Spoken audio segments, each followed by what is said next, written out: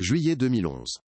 Le marteau de Julien s'abattit sur la vieille boîte aux lettres en fonte, un son métallique et sourd qui déchira le silence pluvieux du matin breton. C était un travail de routine à Plouvanec, une petite commune du Finistère, où le temps semblait écouler plus lentement, où le passé s'accrochait aux murs de granit comme le lierre. La municipalité avait décidé de moderniser le mobilier urbain, et cette boîte, rouillée par des décennies de crachin, était la prochaine sur la liste. Pour Julien, ce N était qu'un autre objet à démolir avant la pause déjeuner. Il ne se doutait pas qu'en brisant cette relique oubliée, il ne brisait pas seulement du métal, mais un silence qui pesait sur le village depuis 18 longues années. Un silence aussi épais et persistant que le brouillard qui élevait des champs environnants, cachant des secrets que tous avaient choisi d'ignorer. Dans le fracas, quelque chose tomba au pied de l'ouvrier. Ce N n'était pas un simple débris de métal ou de rouille. C était une enveloppe. Jaunie, gondolée par l'humidité, mais miraculeusement encore scellée. Julien la ramassa avec ses gants de travail, sentant la fragilité du papier sous ses doigts. Une lettre. Une vieille lettre qui n'avait jamais atteint sa destination, prisonnière de cette cage de fer depuis une éternité. Son premier réflexe fut de la jeter avec le reste des gravats. Après tout, ce N était qu'un courrier perdu, sans doute sans importance. Pourtant, il hésita. Il y avait quelque chose dans cet objet, une sorte de poids, pas seulement physique, mais historique. C était comme tenir un fragment de temps, un message d'un monde disparu qui refusait de sombrer complètement dans l'oubli, et qui, était accroché à l'existence, avec une détermination silencieuse. Le nom du destinataire était presque effacé, mais celui de l'expéditeur, bien que délavé, restait lisible, Alain Dubois. Ce nom flottait encore dans la mémoire collective de Plouvanec, comme une rengaine triste. Alain Dubois, le facteur. L'homme au sourire facile, qui connaissait chaque habitant, chaque chien, chaque secret murmuré derrière les volets clos. Il était parti pour sa tournée un matin de novembre 1993, sous une pluie battante similaire à celle qui tombait aujourd'hui, et N était jamais revenu. Sa sacoche de courrier avait été retrouvée vide au bord d'une route départementale, sa camionnette jaune, abandonnée quelques kilomètres plus loin. L'enquête avait conclu à un départ volontaire, un abandon de foyer. Une explication simple, propre, qui permettait à chacun de tourner la page et de continuer à vivre, même si une ombre de doute persistait.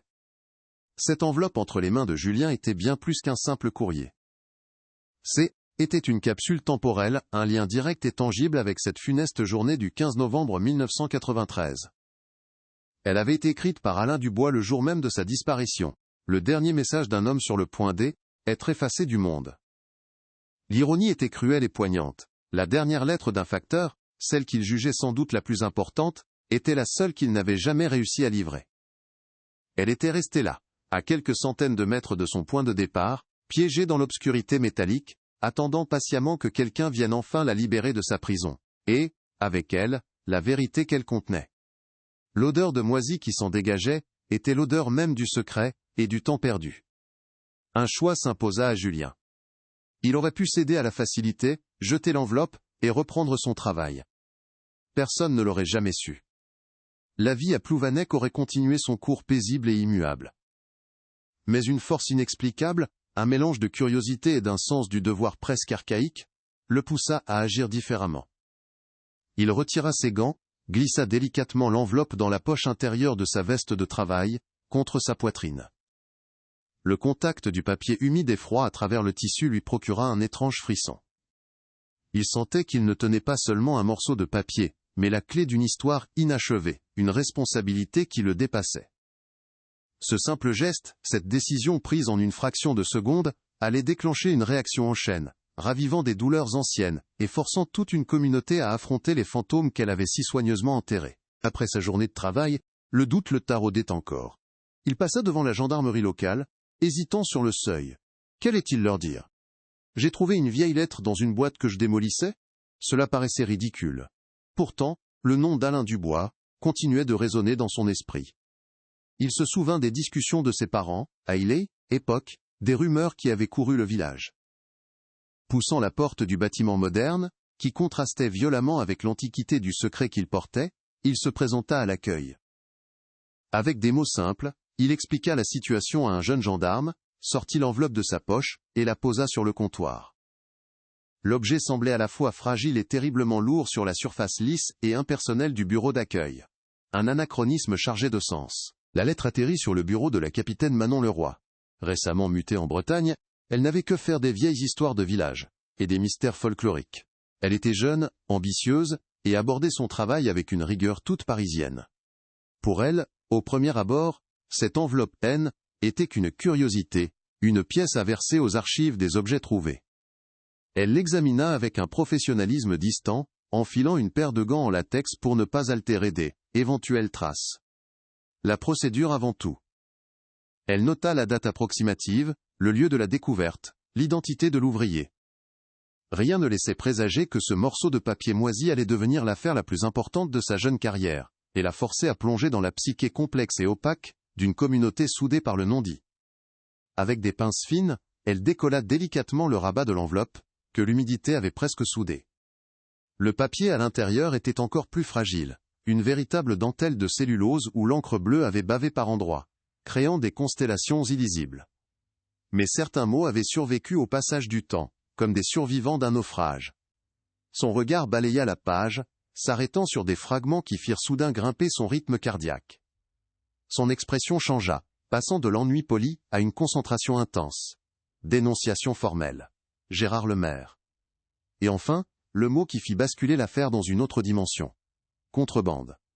Elle releva la tête, son regard fixé sur le mur de son bureau, mais elle ne voyait plus rien. Dans son esprit, les pièces d'un puzzle vieux de 18 ans commençaient à s'assembler. Le dossier d'Alain Dubois, classé disparition volontaire, reposait au fond d'une armoire métallique, couvert de poussière. Une conclusion administrative qui avait permis de fermer un chapitre douloureux de l'histoire de Plouvanec. Mais cette lettre, exhumée par le hasard, criait une toute autre version des faits. Ce N était plus l'histoire d'un mari et d'un père qui avaient fui ses responsabilités. C était potentiellement l'histoire d'un homme qui en savait trop, un homme qui s'apprêtait à parler, et qui avait été réduit au silence de la plus brutale des manières. La question N était plus de savoir où Alain Dubois était parti, mais de découvrir qui l'avait empêché de revenir. Pour la capitaine Leroy, pour la famille Dubois, et pour le village tout entier, 18 années de mensonges confortables étaient sur le point de voler en éclats. Le téléphone sonna, une stridence électronique qui déchira le silence concentré de son bureau d'avocate à Rennes. Chloé Dubois, 28 ans, leva les yeux de ses dossiers, le front plissé par l'agacement. Le numéro qui s'affichait était inconnu, un préfixe du Finistère, qui fit naître en elle une pointe d'appréhension irrationnelle. Depuis des années, L.S. était efforcée de construire une muraille entre sa vie actuelle, ordonnée et prévisible, et les brumes de son enfance à Plouvanec. Elle décrocha d'une voix neutre, professionnelle, une armure qu'elle avait mis des années à forger. De l'autre côté de la ligne, une voix de femme, jeune et posée, se présenta. Capitaine Manon Leroy, Gendarmerie nationale. Ce simple titre fit s'effondrer une partie de la muraille. Les gendarmes n'appelaient jamais pour de bonnes nouvelles, surtout quand ils mentionnaient le nom d'un village que l'on a fui. La capitaine prononça ensuite les deux mots qui firent basculer l'univers de Chloé, Alain Dubois, son père. Un nom qu'elle n'entendait plus que dans le murmure de ses propres souvenirs, ou dans les conversations embarrassées des rares parents qui osaient encore la évoquer. La main de Chloé se crispa sur le combiné, ses jointures blanchissant. Son souffle se bloqua dans sa poitrine. 18 années de silence radio. 18 années à vivre avec le fantôme d'un homme qualifié de déserteur par la version officielle, et soudain, son nom était prononcé au bout d'une ligne officielle. Un frisson glacial parcourut son échine, une réaction physique immédiate à la résurrection d'un passé qu'elle croyait définitivement enterré sous des couches de temps de travail et de déni. Elle sentit le sol se dérober sous ses pieds, puis vint l'information, si absurde, si invraisemblable, qu'elle crut d'abord à une hallucination auditive, ou à une blague de très mauvais goût. Une lettre. La capitaine parlait d'une lettre manuscrite, trouvée par hasard dans une vieille boîte aux lettres mise au rebut. Une lettre écrite par son père. La date, précisa la voix calme et méthodique de la gendarme, était celle du 15 novembre 1993, le jour de sa disparition. Chloé ferma les yeux, la tête lui tournant violemment. Une lettre de ce jour-là, était impossible. L'enquête avait tout fouillé, tout retourné. Comment une chose aussi cruciale aurait-elle pu rester cachée, à quelques pas de chez eux, pendant près de 2 décennies? Était comme apprendre qu'un message d'un navire coulé venait de S, échoué sur la plage, intact. La première vague d'émotion qui la submergea ne fut pas la tristesse, mais une colère sourde et brûlante. Une colère contre l'absurdité du destin, contre l'enquête bâclée de l'Époque, contre ce village qui avait si vite accepté la thèse de l'abandon de foyer.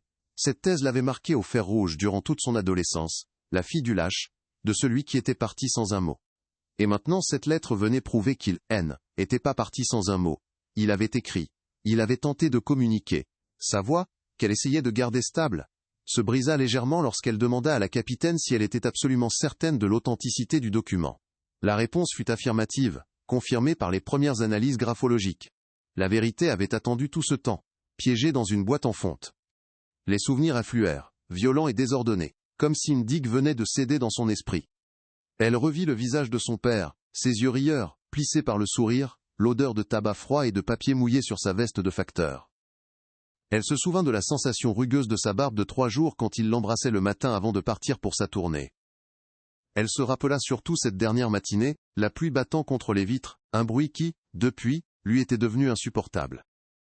Tous ces fragments de vie, qu'elle avait soigneusement rangés dans une boîte verrouillée de sa mémoire, explosaient maintenant en un chaos douloureux, ravivé par la simple existence d'un morceau de papier jauni, par l'humidité et le temps.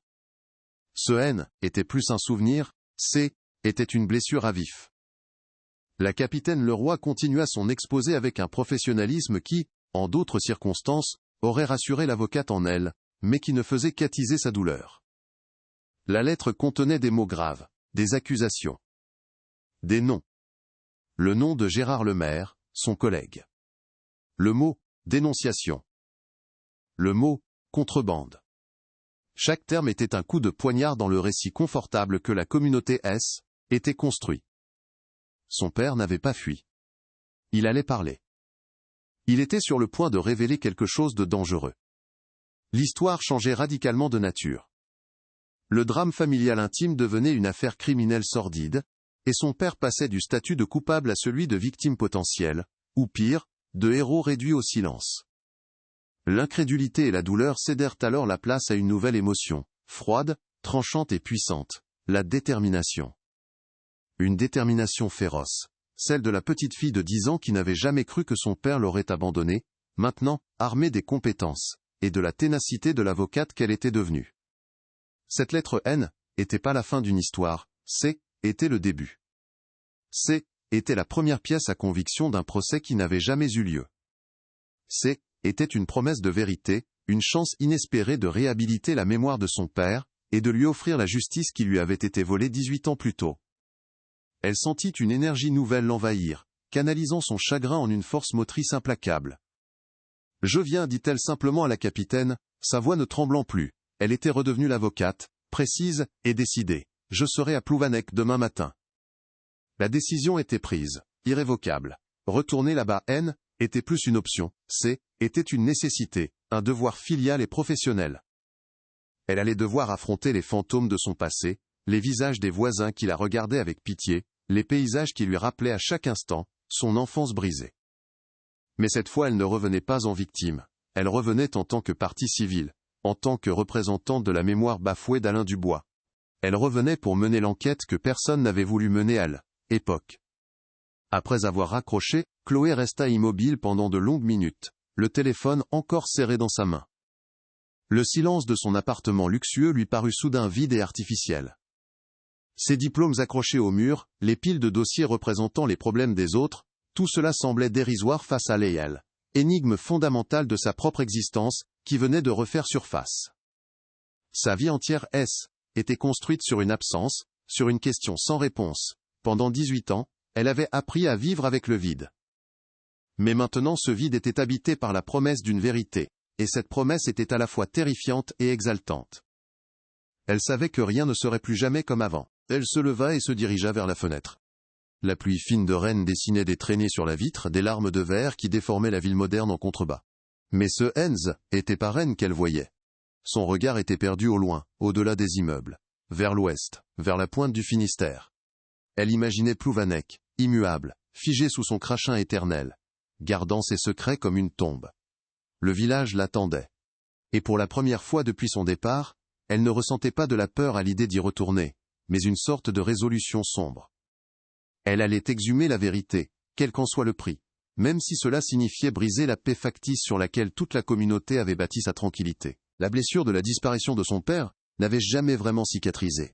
C était une plaie chronique, recouverte d'un pansement d'oubli et de distance. La découverte de cette lettre venait d'arracher violemment ce pansement, exposant la douleur à l'air libre. Mais C était peut-être la seule façon de guérir. Il fallait nettoyer la plaie, en extraire le poison du mensonge et du non-dit qui l'infectait depuis si longtemps. Pour Chloé, ce N n'était pas seulement la mémoire de son père qui était en jeu, C était sa propre reconstruction. Le combat pour la vérité sur Alain Dubois était aussi le combat pour sa propre identité. Son voyage pour la justice commençait maintenant, sur une route détrempée, menant vers le cœur des ténèbres de son passé. Mais ceci, N, était que le début de ce qui allait suivre. L'ouverture de cette lettre allait déclencher une avalanche que personne n'aurait pu prévoir. Qu'auriez-vous fait dans une telle situation? Pensez-vous que vous auriez pu supporter le poids d'une telle révélation après tant d'années? Si cette histoire vous intrigue déjà, n'hésitez pas à aimer la vidéo, à la partager et à vous abonner à la chaîne en activant les notifications pour ne rien manquer de la suite. Dites-moi dans les commentaires depuis quelle ville ou quel pays vous nous regardez. Votre soutien est crucial pour que nous puissions continuer à déterrer ces récits oubliés. Plouvanec, en 1993, était une carte postale de la Bretagne immuable, un enchevêtrement de ruelles étroites bordées de maisons en granit aux toits d'ardoise. Le village vivait au rythme des marées et des saisons, sous un ciel souvent bas et gorgé de pluie. La communauté était un organisme à part entière, où chaque famille connaissait l'histoire des autres sur plusieurs générations. Cette proximité offrait un sentiment de sécurité, un cocon protecteur contre les rudesses du monde extérieur. Mais elle était aussi une cage de verre. Les secrets, tout comme l'humidité, s'infiltraient partout, se logeaient dans les fissures des murs et des âmes. Et le silence était une règle d'or, une forme de politesse pour préserver une paix sociale fragile. Dans ce décor, le facteur N n'était pas un simple fonctionnaire, il était le lien vital, le cœur battant qui faisait circuler les nouvelles, les joies et les peines, à travers les veines du village. Au cœur de cette tranquillité apparente, vivait la famille Dubois. Alain, avec son sourire franc et ses yeux pétillants, sa femme Sophie, dont la douceur était le pilier de leur foyer, et leur fille unique, Chloé, une fillette de 10 ans, à l'imagination débordante. Leur maison était un havre de chaleur et de rire, un contraste saisissant avec le crachin persistant, qui enveloppait souvent Plouvanec. Chaque fin d'après-midi, Chloé attendait derrière la fenêtre le retour de la camionnette jaune, ce soleil mécanique, qui ramenait son héros. Alain rentrait, son képi de facteur légèrement de travers, fatigué, mais toujours prêt à la soulever dans ses bras pour un câlin qui sentait le papier mouillé, et l'aventure. Leur bonheur était simple, tangible, et personne, surtout pas la petite Chloé, n'aurait pu imaginer qu'il puisse être si fragile, si éphémère. Alain Dubois N était pas seulement un distributeur de courrier, il était une institution à Plouvanec. Il connaissait le nom de chaque chien, se souvenait des dates d'anniversaire des aînés, et savait toujours trouver le mot, juste pour réconforter ou féliciter. Sa tournée quotidienne était un rituel social, une série de micro-événements, qui rythmaient la vie des habitants isolés. Les gens lui confiaient bien plus que leurs lettres, ils lui confiaient des bribes de leur vie, des soucis, des espoirs. Cette position privilégiée lui donnait une vision unique et complète de la communauté. Il était le dépositaire involontaire d'une multitude de secrets, une connaissance qu'il portait avec une discrétion professionnelle et une bienveillance naturelle. C'est précisément cette confiance, cette proximité avec l'intimité du village, qui allait, sans qu'il le sache, sceller son destin. À l'opposé du spectre se trouvait Gérard le maire, son collègue au bureau de poste. Si Alain était le soleil, Gérard était l'ombre. Un homme taciturne, effacé, dont la présence était si discrète qu'on finissait par l'oublier. Il accomplissait son travail avec une efficacité froide, sans jamais un mot de trop, ses interactions sociales réduites au strict minimum. Au village, on le considérait comme un homme sans histoire, ce qui, en Bretagne, est souvent le plus grand des compliments. Pourtant, derrière cette façade lisse, une jalousie amère le rongeait. Il enviait la popularité d'Alain, cette facilité à être aimé qu'il n'aurait jamais. Cette rivalité silencieuse, que personne ne prenait au sérieux, N, était pas seulement professionnelle. C, était le ressentiment d'un homme invisible envers celui qui incarnait la lumière et la confiance de toute une communauté. Le bureau de poste de Plouvanec était le théâtre quotidien de cette dynamique. Une petite pièce qui sentait l'encre, la colle et le café-filtre, où les deux hommes se croisaient plus qu'ils ne se parlaient. Leur matinée était rythmée par le bruit sec des tampons encreurs et le froissement du papier. C'est dans cette routine que le drame a commencé à germer, de manière presque imperceptible. Alain, avec son sens aigu du détail, avait commencé à remarquer des irrégularités. Des colis à l'affranchissement douteux, des paquets qui semblaient trop lourds ou mal scellés, toujours sur la tournée de Lemaire. Au début, il n'y prêta guère attention, mettant cela sur le compte de la négligence. Mais les anomalies se répétèrent, devinrent plus flagrantes, et un soupçon désagréable commença à s'installer dans son esprit, une dissonance dans la partition bien réglée de sa vie professionnelle. Pour la Chloé de 10 ans, le monde de son père était magique.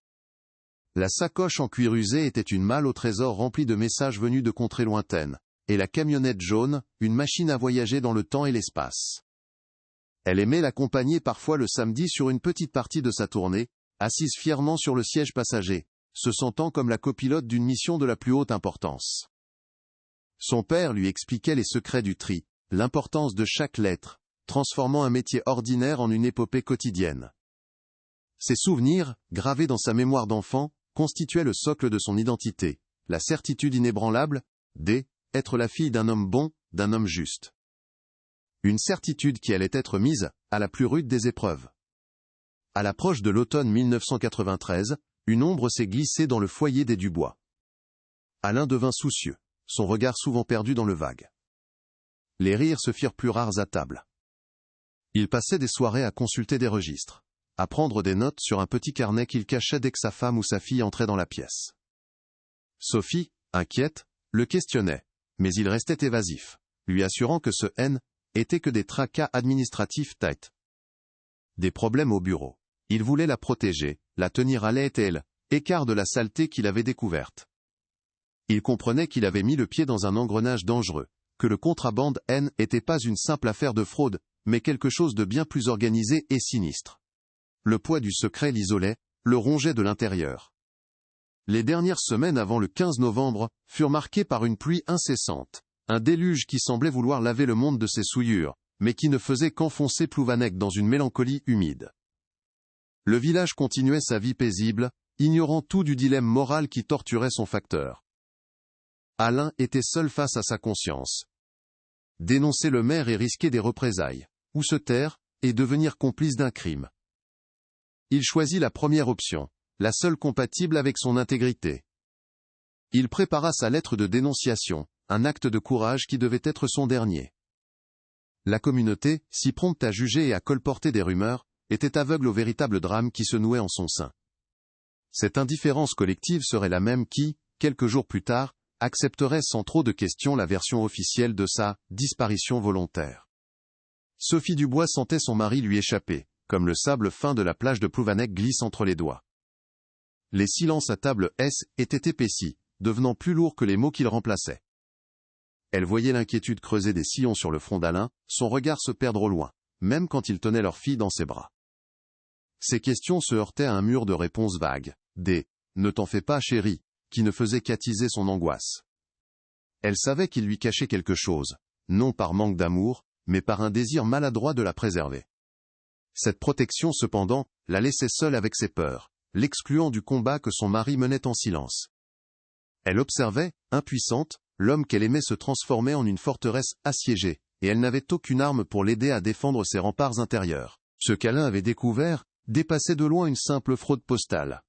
Son petit carnet, qu'il croyait bien caché, était rempli de notes cryptiques, de numéros de suivi qui ne correspondaient à aucune commande officielle et de schémas de livraison passant par des routes de campagne isolées. Il ne s'agissait pas de quelques paquets volés. Il s'agissait d'un système. Un réseau bien huilé, qui utilisait la discrétion et la fiabilité du service postal, pour faire transiter des marchandises illicites. Les mots tabac de contrebande et objets d'art revenaient plusieurs fois, soulignés d'un trait rageur. Alain avait compris que le bureau de poste de Plouvanec N était que le maillon d'une chaîne bien plus grande et plus dangereuse, et que son collègue, le discret Gérard Lemaire, était loin d'être un simple exécutant. Il était une pièce maîtresse de cet échiquier clandestin. Gérard Lemaire cultivait son invisibilité comme un art. Sa vie était une façade méticuleusement entretenue pour détourner les regards. Il habitait une vieille ferme isolée à la sortie du village, entourée de hauts murs de pierre, un lieu parfait pour la discrétion. Pour les habitants de Plouvanec, il était le pauvre Lemaire, un homme solitaire et un peu bourru, sans famille ni amis connus.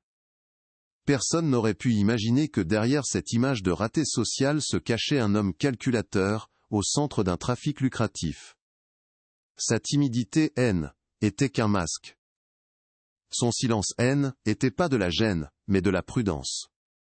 Il avait compris que dans une petite communauté où tout se sait, la meilleure des cachettes est de n'avoir l'air de rien, être si banal, que l'on en devient transparent aux yeux de tous. Cette cécité collective du village joua un rôle crucial dans le drame. Plouvanec fonctionnait sur un pacte tacite de non-interférence. Tant que les apparences étaient sauves, on préférait ne pas poser de questions. Certains avaient bien remarqué les allées et venues nocturnes à la ferme de Lemaire, ou son train de vie parfois en décalage, avec son modeste salaire de postier. Mais ces observations restaient confinées au statut de ragot de comptoir, jamais prises au sérieux. On mettait cela sur le compte d'un héritage, ou d'une bonne gestion. Admettre qu'un crime organisé puisse prendre racine dans leur havre de paix, était impensable. Était plus simple, plus confortable de croire en la tranquillité de leur quotidien. Cette complaisance passive allait laisser le champ libre aux prédateurs qui vivaient parmi eux. Le dernier dimanche de sa vie, Alain tenta d'offrir à sa famille une journée de normalité. Une promenade sur le sentier côtier, malgré le vent qui giflait les visages. Il tenait fermement la main de Chloé, lui montrant les cormorans sur les rochers, mais son sourire n'atteignait pas ses yeux. Chaque rire de sa fille semblait lui rappeler ce qu'il risquait de perdre. Sophie voyait bien son effort désespéré pour graver ce moment dans le temps, comme s'il constituait des provisions de bonheur avant une longue famine. Le soir, en bordant Chloé, il resta plus longtemps que d'habitude, caressant ses cheveux, son regard empreint d'une tristesse infinie.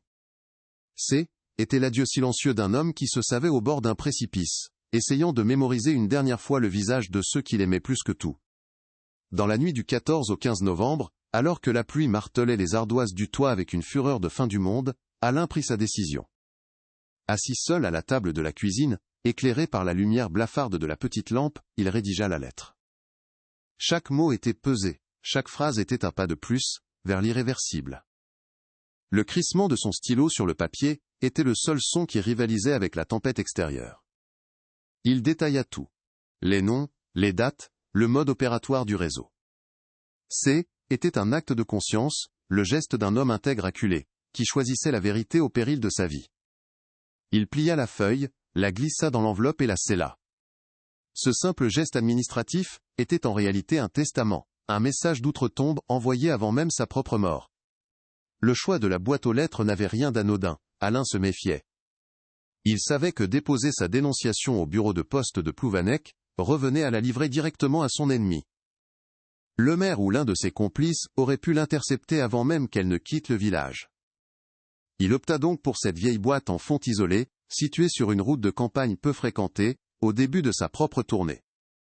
Il pensait qu'en la postant là, lui-même, au petit matin, il s'assurait qu'elle partirait avec la première levée officielle, directement vers le centre de tri départemental, loin de l'influence de Lemaire.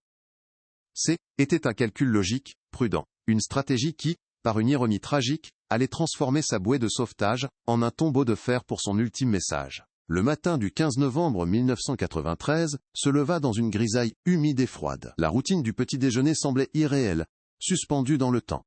Alain serra Sophie dans ses bras, un peu plus fort, un peu plus longtemps que d'habitude. Il lui murmura « Je t'aime » avec une intensité qui la surprit.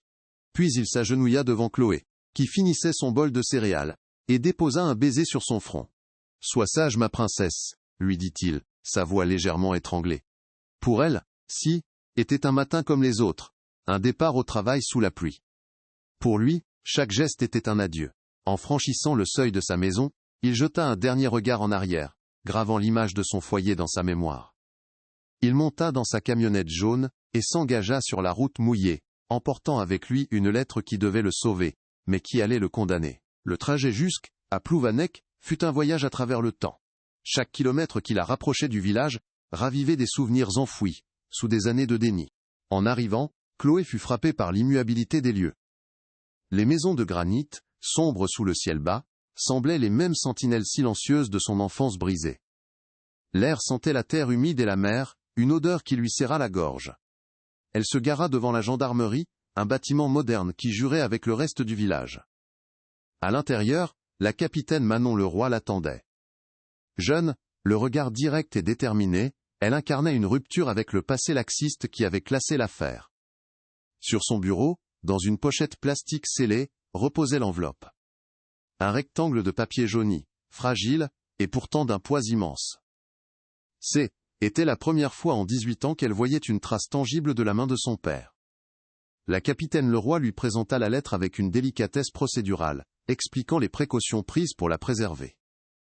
Elle est extrêmement fragile, l'humidité l'a presque désintégrée, dit-elle d'une voix neutre.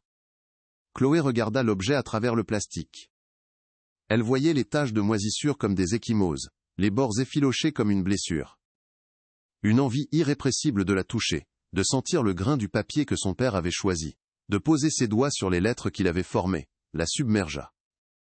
Mais la barrière de la procédure était infranchissable. Ce vestige de son père était désormais une pièce à conviction, un objet d'étude froid et distant. Cette séparation physique, entre elle et le dernier message de son père, fut sa première confrontation avec la nouvelle réalité. Son drame intime était devenu une affaire criminelle, régie par des règles qui ignoraient sa douleur. Nous avons envoyé des scans haute résolution à l'Institut de recherche criminelle de la Gendarmerie nationale, continua Manon Leroy, pointant un rapport sur son écran. Les premières conclusions sont formelles. Elle fit une pause, laissant le poids de ses mots s'installer. L'analyse graphologique est sans équivoque. Écriture est bien celle de votre père, Alain Dubois. Cette confirmation, factuelle et clinique, frappa Chloé avec la violence d'une vérité trop longtemps attendue. Ce N était plus une hypothèse, une possibilité lointaine. Était réel. Son père avait écrit cette lettre. La version officielle de l'abandon de foyer, ce mensonge confortable, qui avait empoisonné sa jeunesse et sali la mémoire de son père, venait de s'effondrer officiellement. Un mélange de soulagement et de vertige la saisit. La vérité commençait enfin à percer l'épais brouillard du temps. La capitaine fit défiler les images numérisées sur son écran, zoomant sur les fragments de texte que les experts avaient réussi à isoler de la bouillie de cellulose et d'encre. Les mots apparaissaient, fantomatiques mais lisibles. Leroy les lut à voix haute, chaque syllabe résonnant dans le silence du bureau. Dénonciation formelle, agissement de mon collègue Gérard Lemaire, trafic organisé, contrebande. En entendant ces termes, les souvenirs de Chloé prirent une nouvelle dimension. L'anxiété de son père dans les semaines précédant sa disparition, ses nuits passées à compulser des registres, son air soucieux, tout éclairait d'une lueur sinistre. La peur abstraite de son enfance avait désormais un nom, un visage et un mobile. La fille qui pleurait un père déserteur laissait place à l'avocate, qui comprenait la mécanique d'un meurtre. La tristesse se mua en une colère froide et déterminée. Immédiatement, Manon Leroy afficha le dossier de Gérard Lemaire. Les informations étaient d'une banalité déconcertante. Âgé de 60 ans, retraité de la poste depuis 5 ans, il vivait toujours dans la même ferme isolée à la sortie de Plouvanec. Son casier judiciaire était vierge. Aucune plainte, aucune altercation connue. Sur le papier, le maire était l'incarnation du citoyen discret, et sans histoire, le voisin tranquille que personne ne remarque. Ce contraste entre la gravité des accusations portées par Alain Dubois et le profil lisse de Lemaire créait un malaise. Soit son père avait été victime d'une paranoïa, soit Gérard Lemaire était un prédateur d'une intelligence redoutable, capable de maintenir une façade de normalité parfaite pendant des décennies.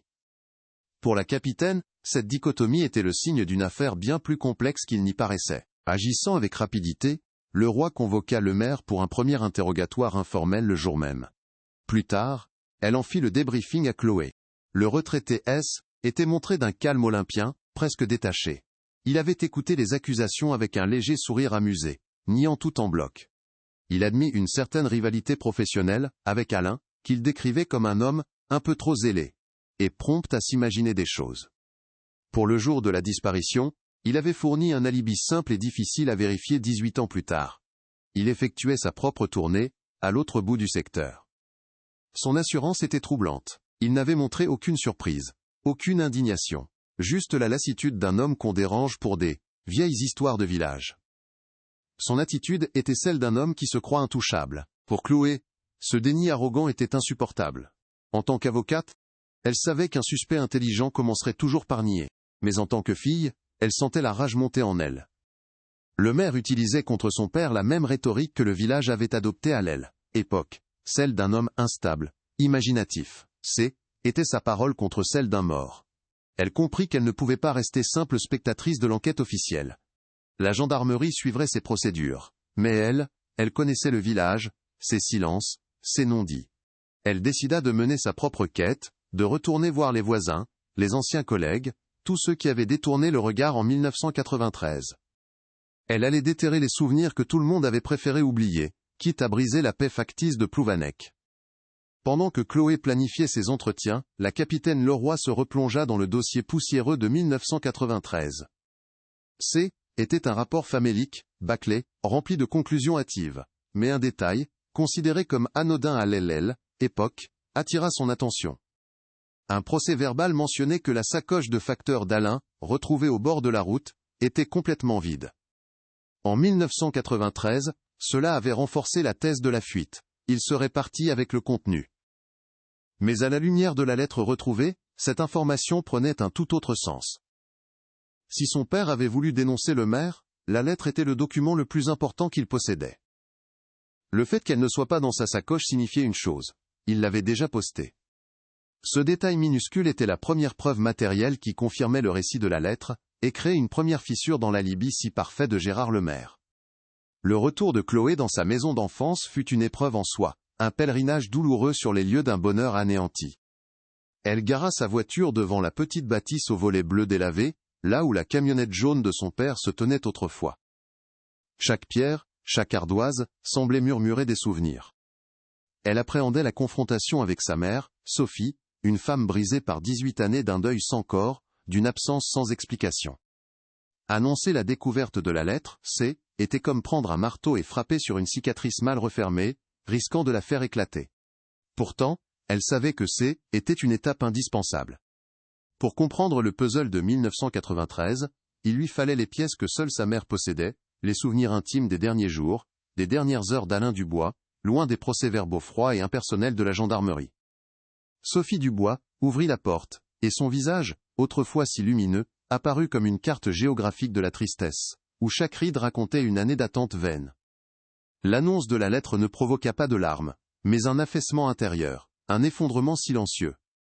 Elle se laissa tomber dans le vieux fauteuil en velours d'Alain, une relique qu'elle n'avait jamais pu se résoudre à jeter.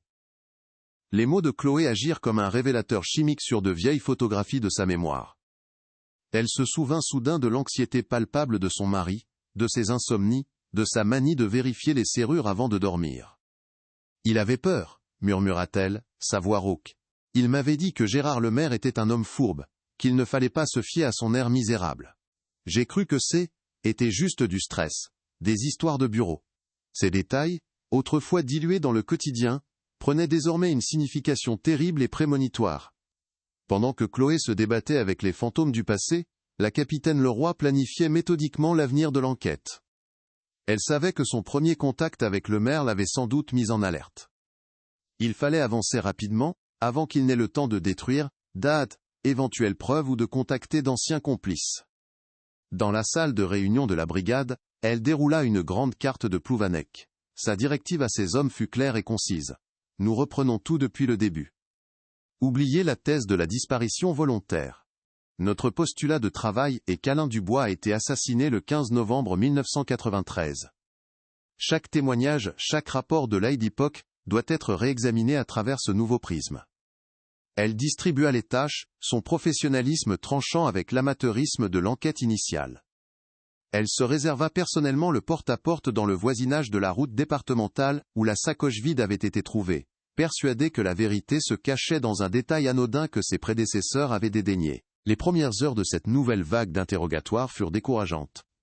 Manon Leroy se heurta à un mur de silence poli, une méfiance villageoise ancestrale envers l'autorité venue de l'extérieur.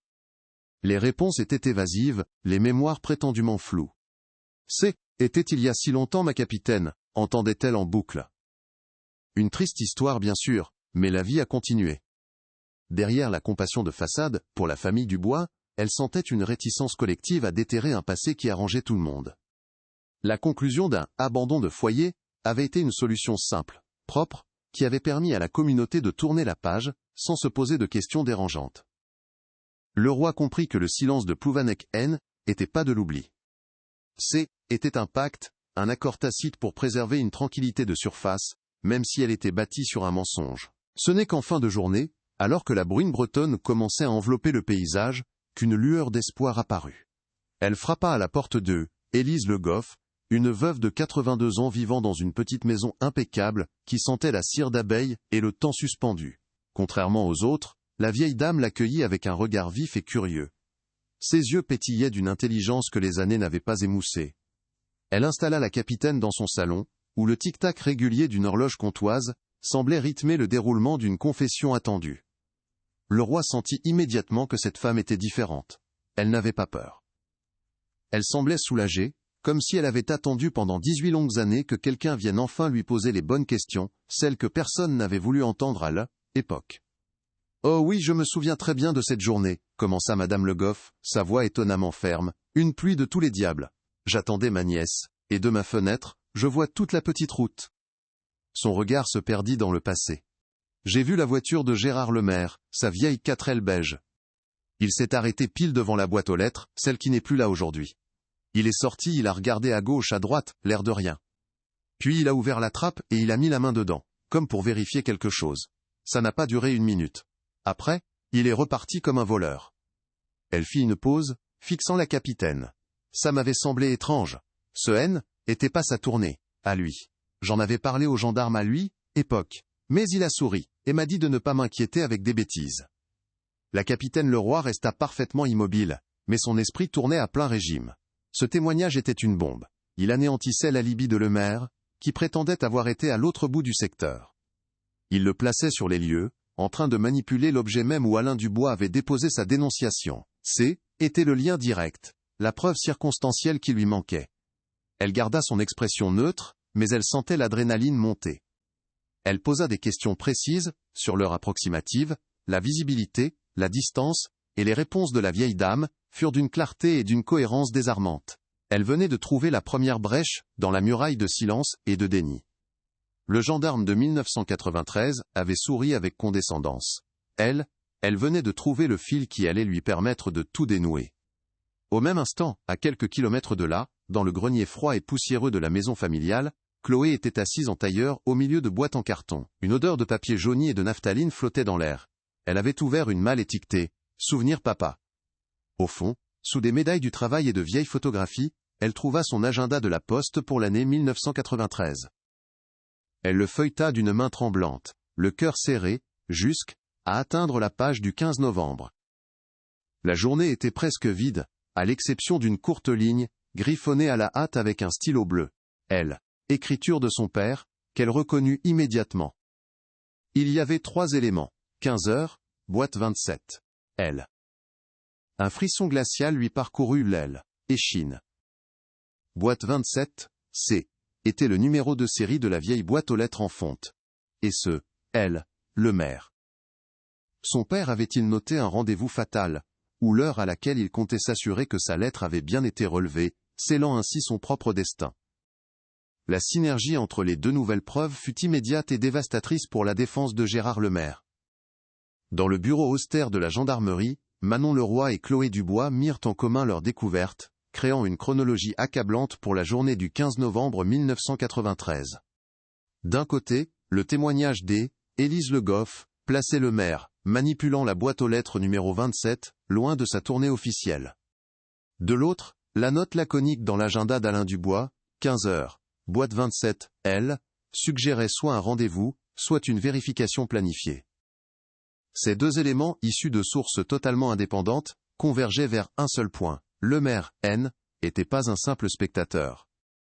Il était un acteur central, présent sur la scène du crime potentiel, son alibi méticuleusement construit pendant 18 ans venait de se pulvériser.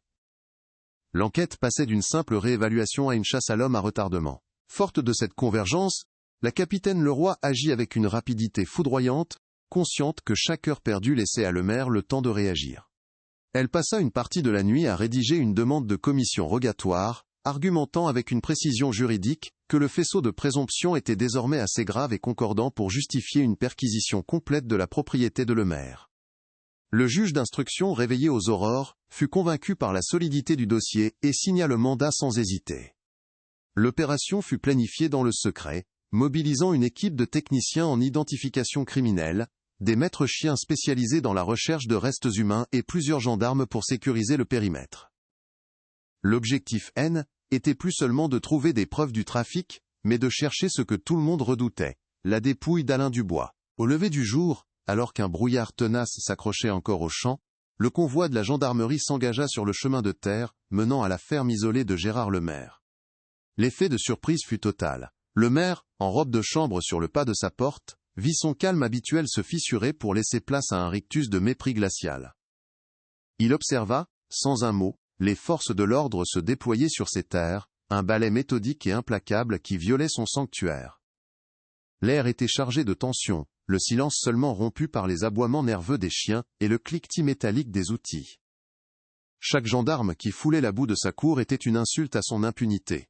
Une profanation de la forteresse de silence qu'il avait si soigneusement entretenue pendant près de 2 décennies, persuadé que le passé resterait à jamais enterré. La fouille de la maison principale se révéla initialement décevante. L'intérieur était d'une propreté méticuleuse, presque impersonnelle, comme si le maire avait purgé sa vie de tout élément superflu ou compromettant. Cependant, dans le désordre d'un vieil atelier attenant à la grange, les techniciens firent une découverte capitale. Dissimulés sous une pile de vieux journaux, ils trouvèrent plusieurs registres postaux, datant de 1992 et 1993, des documents qui auraient dû être archivés au centre départemental des années auparavant. Une première analyse rapide, effectuée sur place, révéla ce qu'Alain Dubois avait sans doute découvert, une comptabilité parallèle. Des numéros de suivi de colis, tous gérés par le maire, avaient été falsifiés ou ne correspondaient à aucune expédition officielle. Était la preuve matérielle, administrative, du trafic que la lettre dénonçait, la première pierre angulaire de l'accusation. La portée du trafic commença alors à se dessiner, dépassant largement le cadre d'un simple vol de colis. Les registres falsifiés ne concernaient pas des objets de faible valeur, mais des envois réguliers vers des adresses en Belgique et au Royaume-Uni, avec des poids et des assurances qui suggéraient une marchandise précieuse. La capitaine Leroy fit immédiatement le lien avec des affaires non résolues de l'aile, époque. En contactant les archives des douanes, un schéma se précisa. Le bureau de poste de Plouvanec servait de plaque tournante discrète, pour un réseau de contrebande bien plus vaste, spécialisé dans le tabac de luxe, et le recel de petits objets d'art volés dans la région.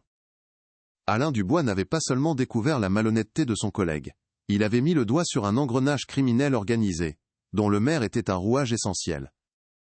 Cette révélation changeait radicalement la nature du mobile. Le meurtre d'Alain N était plus un crime passionnel, ou une dispute qui aurait mal tourné. Était une exécution, un acte de sang-froid destiné à protéger une opération criminelle lucrative, et surtout, à protéger les autres membres du réseau. L'enquête élargie instantanément. Gérard Lemaire n'avait pu agir seul. Qui étaient ses complices? Qui bénéficiait de ce trafic? Les soupçons se portèrent sur des figures locales de l'As, époque qui présentait un enrichissement inexpliqué. Un ancien douanier du port de Roscoff mis en retraite anticipée pour des raisons floues, un antiquaire de Morlaix, connu pour ses transactions opaques. La disparition d'un facteur de campagne se transformait en une affaire de crime organisé, révélant la face sombre et corrompue qui se cachait sous la surface paisible de la Bretagne rurale. Pendant que les analystes financiers commençaient à éplucher les comptes bancaires des nouveaux suspects, la recherche se poursuivait sur le terrain de la ferme. C'est alors que les chiens spécialisés, jusqu'ici calmes, commencèrent à marquer avec une insistance frénétique, près d'un vieux hangar à outils au fond du jardin. Le sol à cet endroit, sous une dalle de béton fraîchement coulée, qui contrastait avec le reste du bâtiment décrépit, semblait avoir été remué. Le maître chien fit un signe discret à la capitaine Leroy. Un silence lourd s'installa sur l'aile, équipe. L'air devint plus dense, chargé d'une attente morbide. Tous les regards convergèrent vers ce petit périmètre de terre boueuse. La possibilité abstraite de retrouver le corps d'Alain Dubois était sur le point de devenir une réalité macabre et imminente, transformant une perquisition en l'exhumation d'un secret vieux de 18 ans. L'excavation commença avec une lenteur quasi chirurgicale. Équipe médico-légale, vêtue de combinaisons blanches, prit le relais, utilisant des truelles et des brosses fines pour ne pas endommager d'éventuels indices. Chloé, tenue à châle, écart par le cordon de sécurité, regardait la scène, le cœur battant à tout rompre. Chaque pelletée de terre était une torture, un mélange insoutenable d'espoir et d'effroi. L'espoir de mettre enfin un nom sur son deuil, de pouvoir offrir une sépulture à son père. L'effroi de voir la confirmation visuelle de son assassinat, de matérialiser le cauchemar qui hantait ses nuits depuis l'enfance. Le temps semblait être arrêté, suspendu au geste lent des archéologues du présent qui creusaient dans les strates de son passé. Elle se sentait à la fois spectatrice et victime de cette scène funeste. Puis, le premier indice tangible apparut. Un lambeau de tissu bleu nuit, la couleur distinctive des uniformes de la poste au début des années 90. Peu après, une boucle de ceinture en métal oxydé. Et enfin, l'objet que tout le monde redoutait de voir. Un os long, unmistakably humain. Un fémur. L'anthropologue judiciaire, agenouillé au bord de la fosse peu profonde, hocha simplement la tête. Le travail s'arrêta net. Le périmètre fut élargi. Il n'y avait plus le moindre doute. Après 18 années de mensonges, de fausses pistes et de silence coupable, les restes d'Alain Dubois venaient d'être retrouvés, enterrés sous une chape de béton dans le jardin de son collègue. Le cri silencieux de la lettre avait enfin été entendu. Pour Chloé, qui s'effondra en larmes dans les bras d'un gendarme, le monde venait de basculer une seconde fois. La découverte des ossements fut le point de non-retour. Gérard Lemaire, qui observait la scène depuis sa cuisine avec une arrogance feinte, fut immédiatement interpellé pour homicide volontaire et placé en garde à vue. Son masque d'indifférence vola en éclats, remplacé par une expression de panique muette. La nouvelle se répandit dans Plouvanec avec la vitesse d'un feu de paille, provoquant une onde de choc qui fissura la tranquillité de la commune. L'homme qui avait fui était jamais parti. Il était là, tout près, assassiné et enterré comme un animal. La honte et la culpabilité submergèrent le village. Chaque habitant qui avait colporté la rumeur de l'abandon de foyer, chaque voisin qui avait détourné le regard, se sentit complice. Le confort de leur ignorance venait de leur être arraché de la plus brutale des manières. L'affaire avait désormais changé de dimension. Avec un corps, un suspect principal en garde à vue, un mobile solide lié au crime organisé et une scène de crime, la capitaine Leroy tenait tous les éléments pour instruire un procès. Mais elle savait que ce était que le début.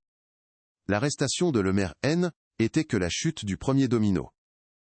Il fallait maintenant démanteler tout le réseau, identifier les complices qui avaient bénéficié du meurtre d'Alain et qui se cachaient encore derrière une façade de respectabilité. Pour Chloé, la confirmation de la mort violente de son père était une douleur atroce, mais aussi une libération. L'incertitude était terminée. Une nouvelle bataille commençait, celle pour que justice soit rendue, non seulement contre l'assassin, mais aussi contre le système de silence qui avait permis au crime de rester impuni pendant si longtemps. Le rapport d'autopsie est arrivé sur le bureau de la capitaine Leroy tel un verdict de marbre, froid et sans appel.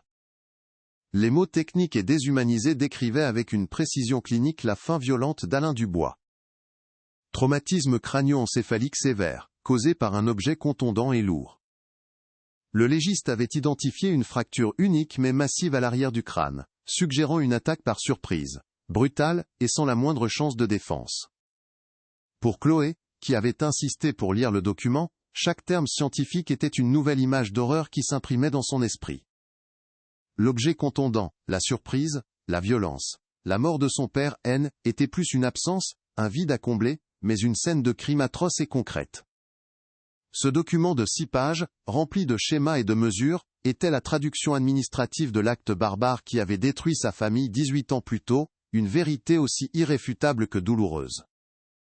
Face à cette preuve matérielle, l'arrogance de Gérard Lemaire était complètement évaporée lors du nouvel interrogatoire.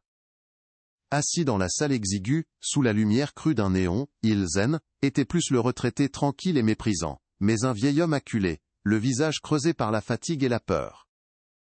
Son silence initial était plus de la défiance, mais le vide d'un homme qui n'a plus d'échappatoire.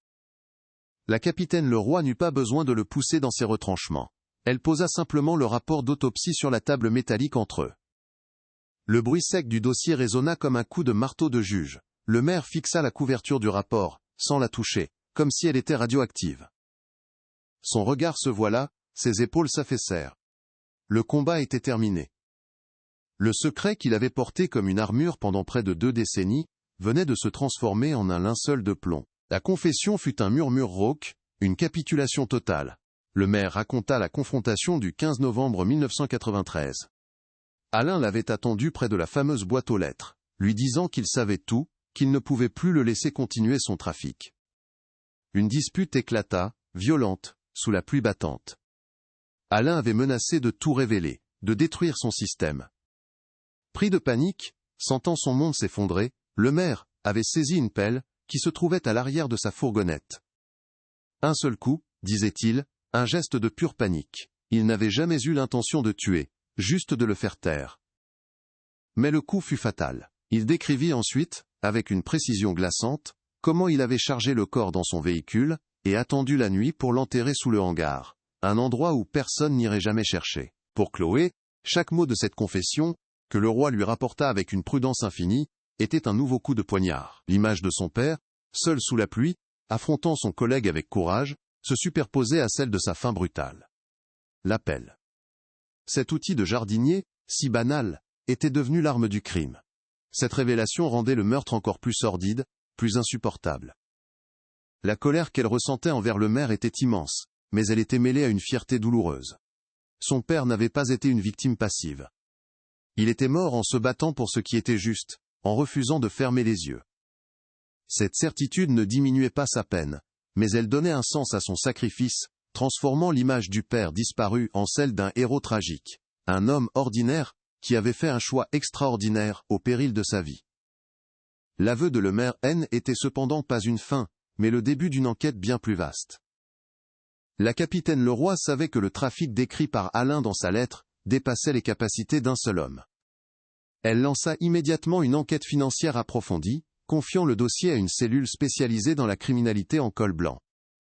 Les analystes commencèrent à éplucher les comptes bancaires de Lemaire, sur les 20 dernières années, une tâche titanesque. Rapidement, ils découvrirent des flux financiers anormaux, de petites sommes d'argent, versées régulièrement sur des comptes en Belgique, sous des libellés anodins. C était la signature d'un blanchiment d'argent prudent, conçu pour ne pas attirer l'attention. Le maire N était pas le cerveau, il N était qu'un soldat, un maillon essentiel, mais remplaçable d'une chaîne bien plus longue, et bien plus puissante. Le fil d'Ariane financier les mena directement à un nom, Hervé Blanchard, un antiquaire réputé de Morlaix, connu pour son goût du luxe, et ses relations haut placées. Les versements de Lemaire correspondaient à des dates de vente aux enchères, où Blanchard avait acquis des pièces mineures, probablement pour justifier les flux. Mis en examen, l'antiquaire, un homme élégant et cultivé, nia tout avec un aplomb déconcertant. Il se souvint à peine de Lemaire, un petit postier, qui lui aurait vendu quelques bibelots de famille.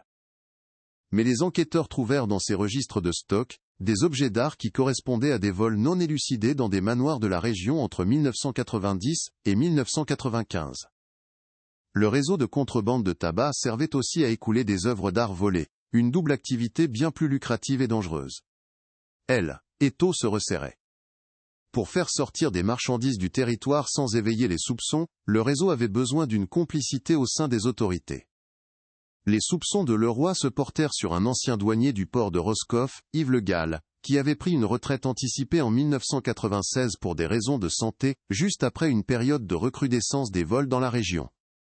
En fouillant dans les archives disciplinaires, Leroy découvrit un rapport enterré, une enquête interne qui avait été étouffée, mentionnant des soupçons de corruption à son encontre. Le Gall, vivant désormais une vie luxueuse sur la Côte d'Azur, bien au-dessus de ses moyens de retraité de la fonction publique, devint le troisième suspect majeur. L'affaire N était plus un simple meurtre rural, elle révélait une corruption qui étendait des bureaux de poste de campagne jusqu'aux frontières. À Plouvanec, la nouvelle de l'implication de figures régionales importantes créa une nouvelle vague de panique. Le silence confortable qui avait régné pendant 18 ans se mua en une paranoïa collective. Qui d'autre savait? Qui avait profité du système? Des amitiés de longue date se brisèrent, des familles se déchirèrent. Ceux qui avaient eu des doutes, à elle, époque et qui étaient désormais rongés par la culpabilité et la peur être considérés comme complices. Le village, qui avait jugé si durement Alain Dubois, était maintenant forcé de faire son propre examen de conscience. La vérité, en sortant de terre, ne libérait pas seulement la mémoire d'un homme, elle empoisonnait les relations, et révélait la lâcheté sur laquelle la communauté avait bâti sa paix fragile. Chaque habitant se demandait si son voisin N était pas l'un des maillons silencieux de la chaîne. Alors que l'enquête de la capitaine Leroy progressait, menaçant de faire tomber des piliers de la notabilité locale, les forces obscures du réseau commencèrent à réagir. Un soir, en rentrant à son hôtel, Chloé découvrit les 4 pneus de sa voiture de location crevés. Aucun message. Aucune revendication. Juste un acte de vandalisme silencieux et menaçant. Quelques jours plus tard, la capitaine Leroy reçut une enveloppe anonyme à la gendarmerie. À l'intérieur, une seule photo. Un cliché d'elle, prise au téléobjectif, alors qu'elle buvait un café à une terrasse. Était un avertissement clair, une tentative d'intimidation pour les faire reculer. Loin de les effrayer, ces menaces ne firent que renforcer leur détermination. Elles comprirent que le réseau était toujours actif, et que ses membres, sentant le danger, étaient prêts à tout pour protéger leurs secrets et leur impunité. La découverte de la corruption institutionnelle et les tentatives d'intimidation firent prendre conscience à Leroy et à Chloé de l'ampleur réelle de l'affaire. Ce N était plus seulement le procès d'un homme pour le meurtre d'un autre. Était le combat contre un système criminel enraciné, une hydre dont la tête était encore cachée. Dans le bureau de la gendarmerie, devant un tableau blanc où les noms, les photos et les liens formaient une toile d'araignée complexe, elles partagèrent un moment de silence lourd de sens. Le sacrifice d'Alain Dubois prenait une nouvelle dimension. Il n'avait pas seulement découvert un trafic local, il avait trébuché sur une conspiration qui gangrenait une partie de la région. Sa lettre, cette bouteille à la mer posthume, n'appelait pas seulement à la justice pour lui, mais à un nettoyage en profondeur que personne n'avait osé entreprendre. Chloé sentit le poids de cet héritage sur ses épaules. La quête personnelle pour réhabiliter son père S était transformée en une mission d'intérêt public. Il ne s'agissait plus seulement de son deuil, mais de celui de toutes les autres victimes potentielles de ce réseau, les familles cambriolées, les petits commerçants ruinés par la contrebande, la confiance des citoyens trahis par des fonctionnaires corrompus. La mémoire de son père exigeait qu'elle aille jusqu'au bout, non par vengeance, mais par devoir. Elle regarda la capitaine Leroy, dont le visage reflétait la même détermination froide. Les deux femmes, que tout opposait au départ, étaient désormais liées par une cause commune. Elles allaient faire tomber ce réseau, pièce par pièce, pour honorer la mémoire du facteur de Plouvanec, le premier à avoir eu le courage de se dresser contre eux. Le face-à-face était inévitable, une confrontation nécessaire que Chloé avait réclamée non seulement en tant que fille de la victime, mais aussi en tant qu'avocate. Forte de son statut de partie civile, elle obtint le droit d'assister au dernier interrogatoire de Gérard Lemaire avant sa mise en examen formelle. La salle était petite, impersonnelle, d'une blancheur aseptisée qui semblait absorber tous les sons. Une table en métal séparait les protagonistes, reflétant de manière déformée leurs visages tendus. Lemaire, les mains entravées, affichait un calme qui se voulait méprisant, mais qui ne parvenait pas à masquer le tremblement imperceptible de sa lèvre inférieure. L'air était lourd, saturé de non-dits et de l'odeur âcre du café froid. Pour Chloé, cet instant était le point culminant de 18 années d'attente, une épreuve de force où la vérité devait enfin éclater dans toute sa brutalité. La capitaine Leroy commença l'interrogatoire avec une froideur procédurale, énumérant les charges qui pesaient sur Lemaire: homicide, recel de cadavres, participation à une association de malfaiteurs. L'homme écoutait, la tête légèrement penchée, un rictus se dessinant au coin de sa bouche. Il s'en tenait à sa version initiale, celle d'une dispute qui avait mal tourné, d'un coup unique et paniqué. Était un accident, répétait-il d'une voix monocorde. Alain était devenu fou, il me menaçait, je me suis défendu. Il tentait de salir la mémoire de sa victime, de se draper dans le rôle d'un homme acculé. Il ne regardait jamais Chloé, la traitant comme une partie du décor, un fantôme sans voix. Il ne savait pas encore que ce fantôme était sur le point de devenir son bourreau, armé de la seule chose qu'il ne pouvait pas contrer, la mémoire vivante et douloureuse de celui qui l'avait assassiné. C'est alors que Chloé prit la parole. Sa voix d'abord basse mais d'une clarté tranchante coupa court au mensonge de Lemaire. « Vous parlez d'un homme que vous ne connaissiez pas, dit-elle, ses yeux fixés sur lui avec une intensité insoutenable. Elle ne l'attaqua pas sur les faits du trafic, mais sur l'humain qui l'avait anéanti. Mon père, N, était pas fou. Il était inquiet.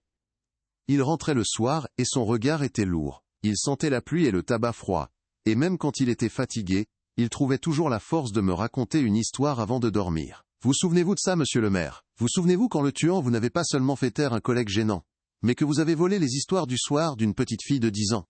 Chaque mot était une pierre lancée contre la forteresse de déni de l'assassin. Elle sortit de son sac une photographie. Une vieille photo aux couleurs passées, montrant Alain et une petite Chloé riant aux éclats sur une plage de Plouvanec. Elle la fit glisser sur la table en métal, jusque à ce qu'elle soit juste sous les yeux de Lemaire. « Regardez-la, ordonna-t-elle, sa voix se chargeant d'une colère froide. Regardez ce que vous avez détruit. Pendant 18 ans, vous avez vécu votre petite vie tranquille dans ce village. Vous avez vu grandir la fille de l'homme que vous aviez enterré dans votre jardin. Vous m'avez croisé à LOL, épicerie. Vous avez peut-être même hoché la tête pour me dire bonjour. Chaque jour de ces 18 années, vous avez vécu sur un mensonge qui m'a rongé, qui a détruit ma mère. Vous n'avez pas seulement tué un homme, vous avez empoisonné une vie entière. La photo sur la table était devenue un miroir, reflétant non pas le bonheur passé, mais la monstruosité présente de Lemaire. Le masque de Lemaire commença à se fissurer. Son regard fuyait la photographie, se perdant dans les coins de la pièce. Sa respiration devint plus courte, plus saccadée. Chloé continua, implacable. Il vous faisait confiance. Malgré vos différends, il vous considérait comme un collègue. Il a dû être tellement surpris, ce jour-là sous la pluie. A-t-il crié? A-t-il demandé pitié?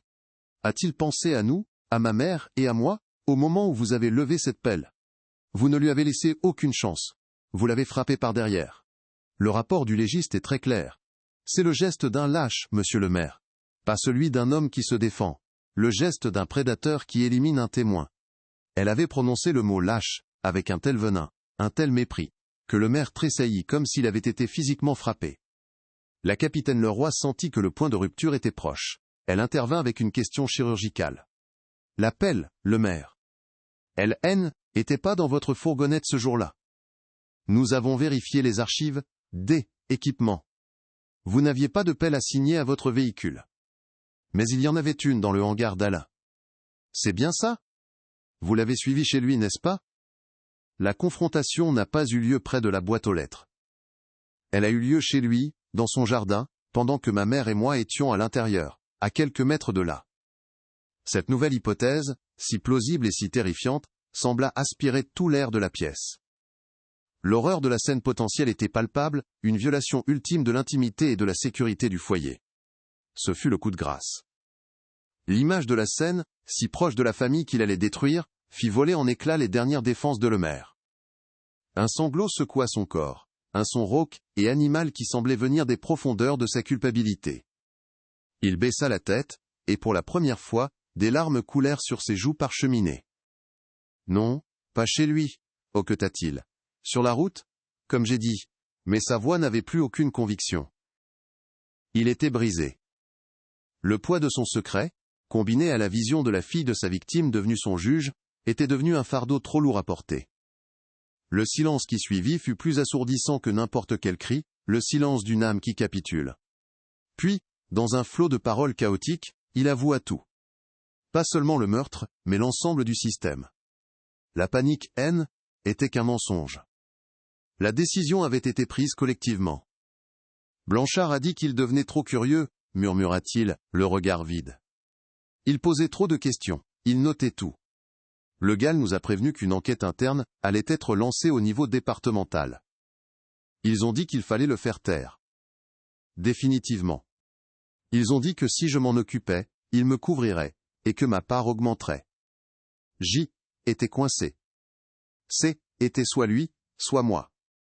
La vérité était là, crue et sordide.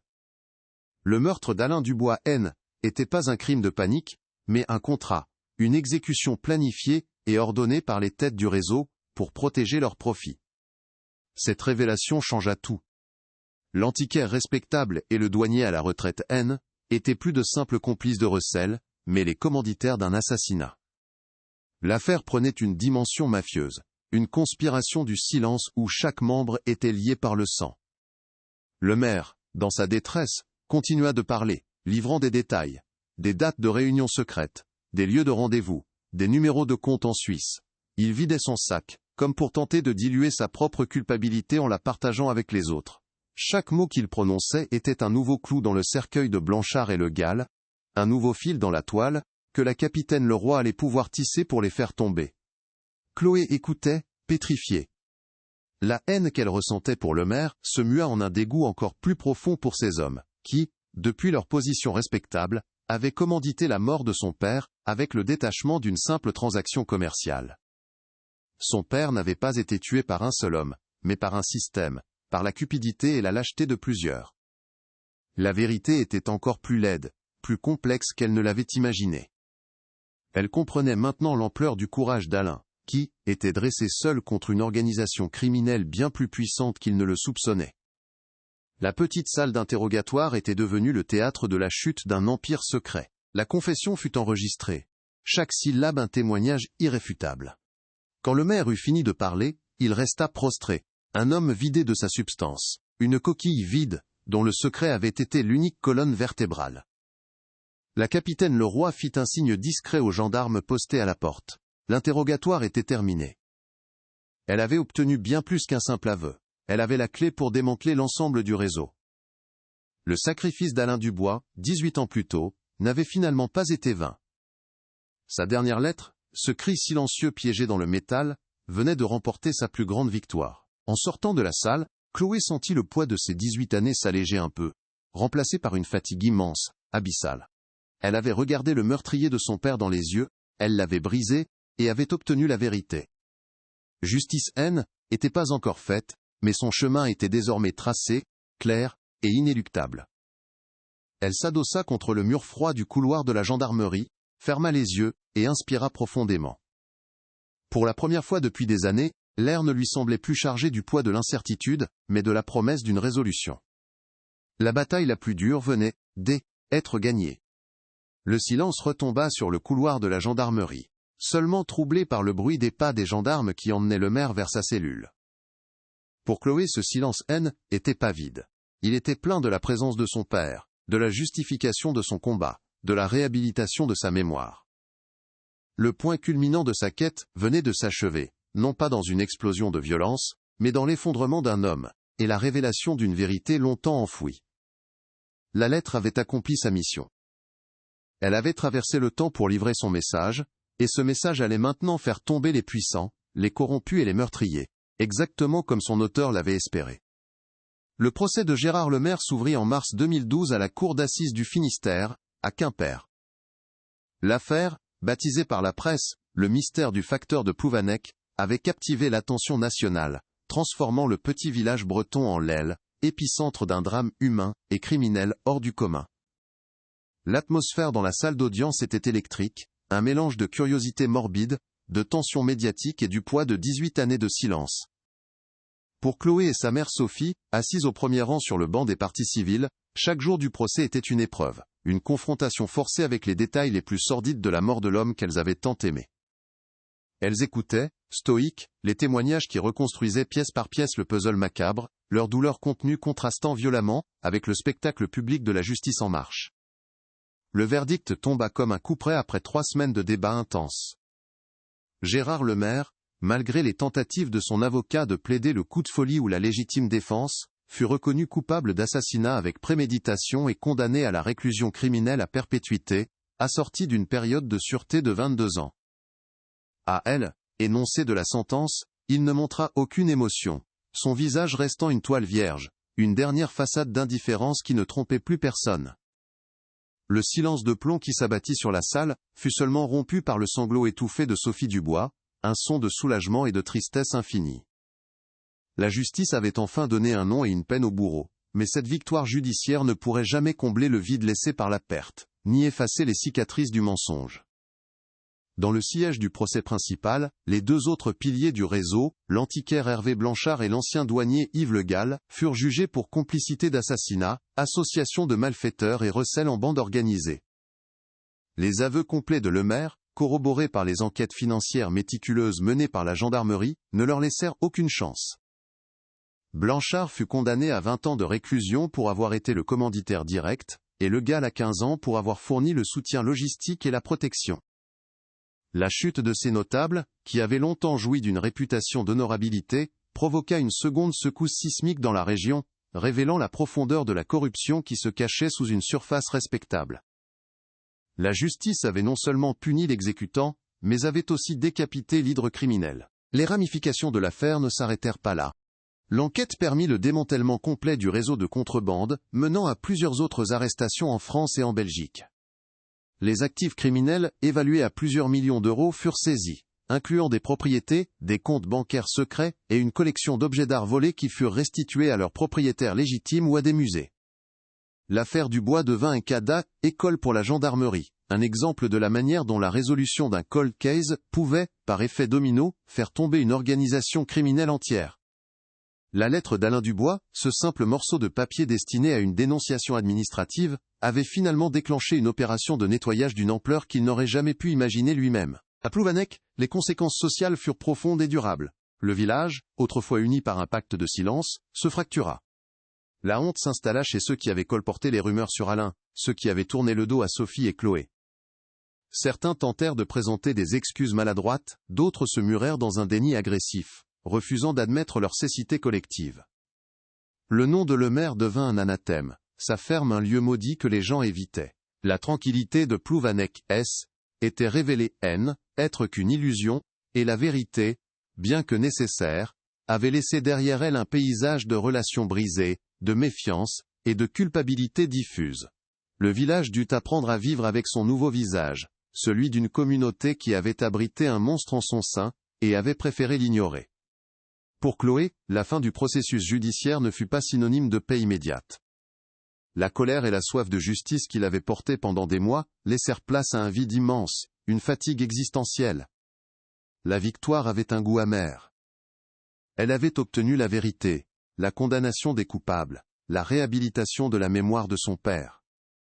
Mais rien de tout cela ne pouvait lui rendre son enfance volée, ni les 18 années passées sans lui. Elle comprit alors que le deuil ne s'achevait pas avec un verdict. Le procès avait fermé le chapitre judiciaire de sa vie, mais le chapitre personnel, celui de la reconstruction, ne faisait que commencer. La justice lui avait donné des réponses, mais était à elle, désormais de trouver un moyen de vivre avec. Le soulagement fut plus tangible pour sa mère, Sophie. Pendant près de 2 décennies, elle avait porté le double fardeau du deuil et de la honte, vivant avec l'aile, étiquette de « femme abandonnée ». La vérité la libéra de ce poids. Elle pouvait enfin pleurer son mari non comme un déserteur, mais comme un héros, qui avait sacrifié sa vie pour son intégrité. Elle recommença à sortir, à parler aux gens, sa tête haute pour la première fois depuis longtemps. Le village, dans sa majorité, lui témoigna un respect nouveau, une compassion tardive, mais sincère. La réhabilitation d'Alain était aussi la sienne. Elle retrouva une dignité que le mensonge collectif lui avait confisquée, et put enfin commencer un véritable travail de deuil, apaisé par la certitude de l'honneur retrouvé de son mari. Quelques semaines après le verdict, une cérémonie eut lieu dans le petit cimetière de Plouvanec, surplombant la mer agitée. Alain Dubois fut enfin inhumé. La cérémonie fut simple, intime, loin du tumulte médiatique. Le ciel était bas et gris, une pluie fine tombait, comme un écho lointain à ce funeste jour de novembre 1993. De nombreux habitants du village étaient présents, leur silence exprimant un respect et un remords profond. Pour Chloé, déposer une gerbe de fleurs blanches sur le cercueil de son père fut l'acte final, le point d'orgue de sa quête. Était la fin du voyage. Son père, était plus une absence, un fantôme errant dans les limbes de l'incertitude, mais un nom gravé dans la pierre, un souvenir ancré dans une sépulture digne. La fameuse lettre, après avoir servi de pièce à conviction centrale, fut placée sous scellé dans les archives judiciaires, son rôle physique terminé. Mais sa mission symbolique était accomplie. Elle était devenue une légende locale, un symbole de la vérité, qui finit toujours par trouver son chemin, même après des années d'obscurité. Pour Chloé, cet objet était plus une source de douleur, mais un testament du courage de son père. Elle se promit de raconter son histoire, l'histoire d'un homme ordinaire qui, face à la corruption, avait choisi de ne pas se taire, et dont la voix, portée par un simple bout de papier, avait réussi à traverser le temps, pour réclamer justice, et faire trembler les puissants. Après l'enterrement, Chloé prit une décision difficile mais nécessaire. Elle mit en vente la maison familiale de Plouvanec. Ce lieu, autrefois un havre de bonheur, était devenu un mémorial de la tragédie. Le vendre était pas un acte d'oubli, mais de libération. Était une façon de permettre à sa mère de commencer une nouvelle vie ailleurs, loin des fantômes du passé, et pour elle-même de tourner la page. Elle conserverait les souvenirs heureux de son enfance, mais elle refusait de laisser le drame définir le reste de son existence. Elle retournerait à Rennes, à sa carrière d'avocate, forte de cette épreuve qui l'avait transformée à jamais, portant en elle la force et l'intégrité héritées de son père. Avant de quitter Plouvanec pour la dernière fois, elle passa à la gendarmerie pour saluer la capitaine Manon Leroy. Les 2 femmes, que tout opposait au départ, partageaient désormais un lien indéfectible, forgé dans la quête commune de la vérité. « Votre père aurait été fier de vous, » lui dit le roi avec une sincérité désarmante. « Non, » répondit Chloé avec un léger sourire triste. « Il a juste fait ce qu'il fallait faire. C'est vous qui avez eu le courage de le écouter. 18 ans plus tard. » Leur poignée de main scella la fin de leur collaboration, mais le début d'un respect mutuel qui durerait toute leur vie. Elles étaient les deux faces d'une même justice.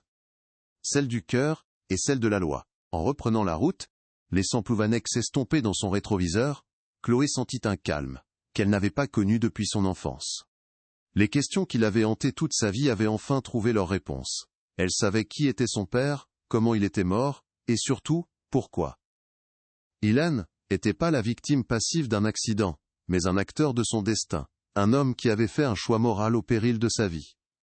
La vérité n'avait pas ramené la joie insouciante de ses 10 ans, mais elle lui avait apporté une forme de paix, une clarté, qui lui permettait enfin de regarder vers l'avenir, sans être enchaîné au passé. Le nom d'Alain Dubois fut officiellement réhabilité. La Poste lui décerna une médaille posthume pour son courage et son intégrité, et la municipalité de Plouvanec, dans un acte de contrition publique, donna son nom à la petite place, où se trouvait le bureau de poste. Le facteur qui avait été effacé de la mémoire collective était désormais gravé dans la pierre du village, un rappel permanent que le silence peut tuer, mais que la vérité, même murmurée sur une lettre oubliée, finit toujours par éclater. La boucle était bouclée. La dernière lettre du facteur, celle qui lui avait coûté la vie, avait finalement été livrée à ses véritables destinataires, la justice et la postérité. La vie de Chloé Dubois ne reprit pas son cours là où elle l'avait laissé. Elle était revenue à Rennes, à son cabinet d'avocate, mais elle était plus la même femme. La quête de vérité l'avait consumée, puis reconstruite. La blessure béante de l'absence avait été remplacée par la cicatrice nette de la connaissance. Elle portait désormais en elle non plus le poids d'une question sans réponse, mais la force d'un héritage, celui de l'intégrité de son père. Le silence qui suivit le tumulte des procès fut étrange, presque assourdissant. Était le silence de la paix retrouvée, une tranquillité qu'elle devait réapprendre à habiter. Elle avait affronté les fantômes de Plouvanec, regardé le mal dans les yeux, et avait gagné. Mais cette victoire n'avait pas le goût du triomphe, seulement celui, plus humble et plus profond, de la justice et du devoir accompli. Plouvanec de son côté ne serait plus jamais la carte postale immuable d'une Bretagne éternelle. La place Alain Dubois, avec sa plaque de laiton brillante, était devenue le cœur symbolique du village, un mémorial permanent à la fois du courage d'un homme et de la lâcheté d'une communauté.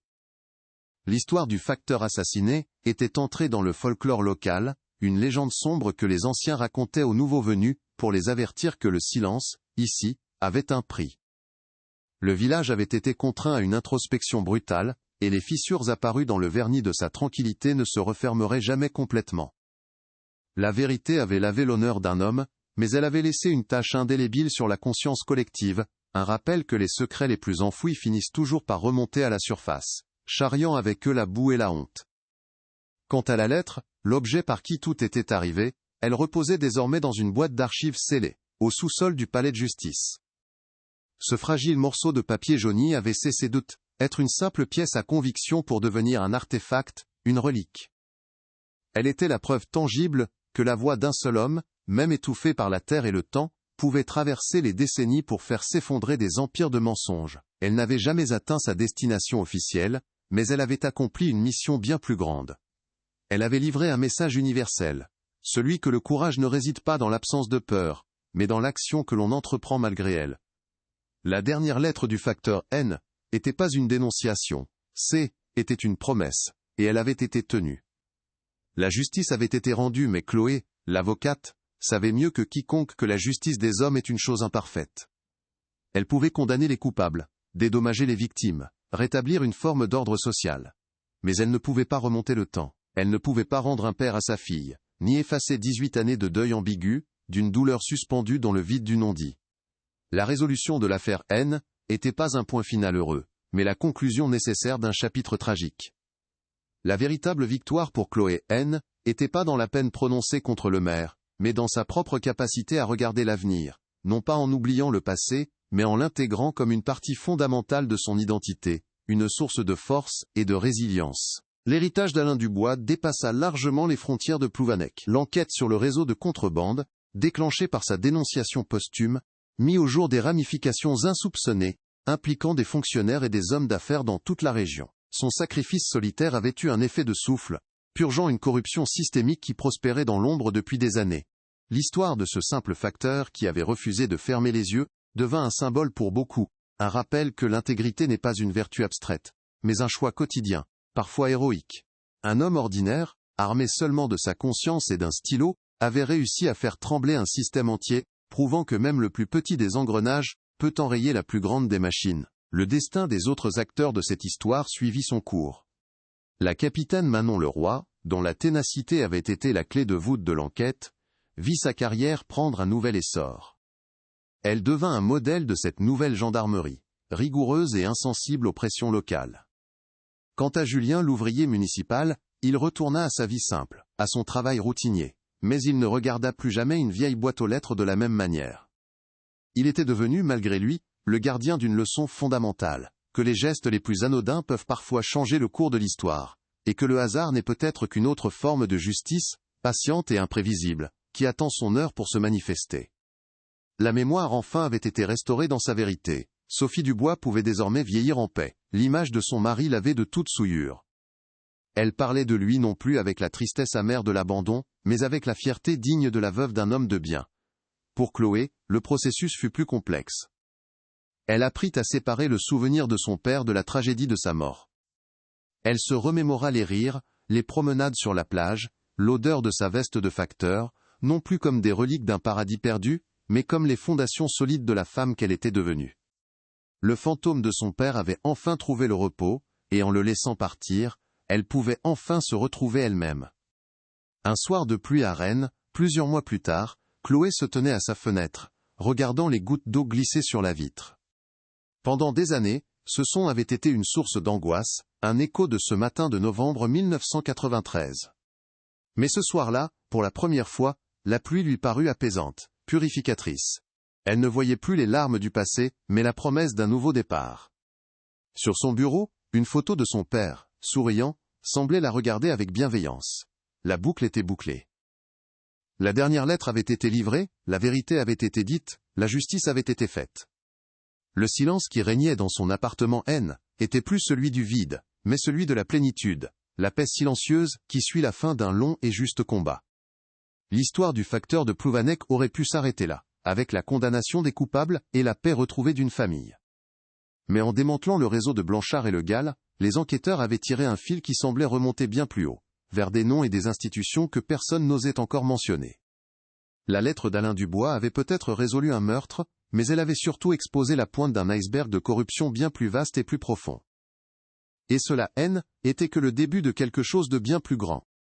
Si vous voulez découvrir d'autres histoires où des gens ordinaires ont accompli des choses extraordinaires, abonnez-vous et rejoignez notre communauté. Chaque histoire mérite d'être racontée.